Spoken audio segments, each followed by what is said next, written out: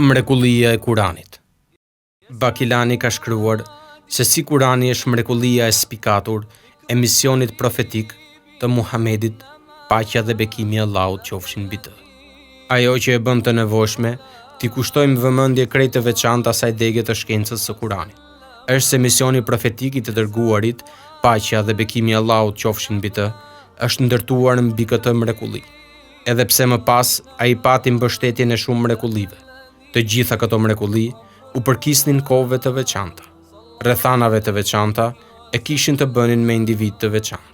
Allahu i madhëruar i ka ftuar arabët dhe jo arabët të bënin një Kuran si ky, ftesa që për 10 sure. Ata nuk mundën. Allahu i ftoi të bënin një sure të vetme, të krahasueshme me çfarëdo sure të Kuranit, edhe pse ata qenë mjeshtër të gojtarisë dhe të retorikës, qenë të pazot i përgjigjen ftesës. Ata e kuptuan se Kurani kurrë nuk mund të bëhej përveç se nga Allahu, Zoti i botëve.